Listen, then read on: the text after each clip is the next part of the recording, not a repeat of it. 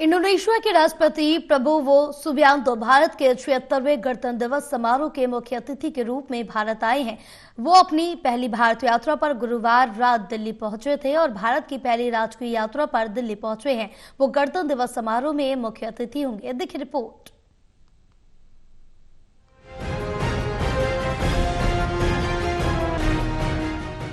Indonesia के राष्ट्रपति Prabowo Subianto Bharat के 76वें गणतंत्र दिवस समारोह के मुख्य अतिथि के रूप में भारत आए हैं। वो अपनी पहली भारत यात्रा पर गुरुवार रात दिल्ली पहुंचे। शुक्रवार को प्रधानमंत्री नरेंद्र मोदी और राष्ट्रपति सुबियांतो के बीच हैदराबाद हाउस में उच्च स्तरीय बैठक हुई, जिसमें दोनों देशों के बीच कई महत्वपूर्ण समझौतों पर हस्ताक्षर हुए।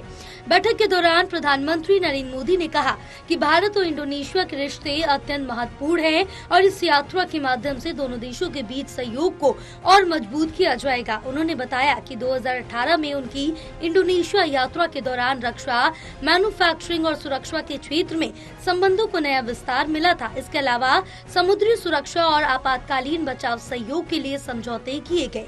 प्रधानमंत्री नरेंद्र मोदी ने ये भी बताया कि पिछले वर्ष द्विपक्षीय व्यापार $30 बिलियन से अधिक हो चुका है।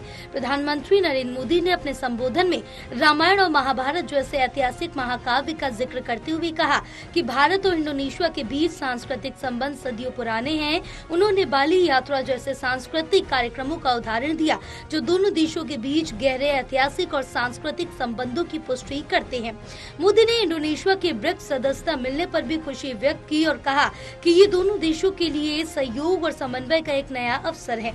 इंडोनेशिया के राष्ट्रपति प्रबोवो सुबियांतो ने प्रधानमंत्री नरेंद्र मोदी से मुलाकात के बाद अपनी यात्रा को बेहद सम्मानजनक बताया। उन्होंने कहा, भारत में मेरी पहली राजकीय यात्रा पर मुझे जो सम्मान दिया गया उसके लिए मैं अत्यधिक आभारी हूँ। प्रधानमंत्री नरेंद्र मोदी और उनकी सरकार के साथ मेरी बातचीत बहुत सकारात्मक और स्पष्ट रही। हम दोनों देशों के बीच आर्थिक सहयोग को और बढ़ावा देने के लिए प्रतिबद्ध है और इसके लिए मैंने अपनी टीम को विनियमन में तेजी लाने और प्रशासनिक प्रक्रिया को सरल बनाने के निर्देश दिए।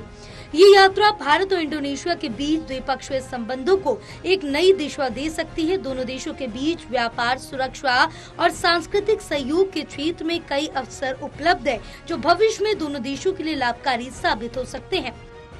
National desk report, total news.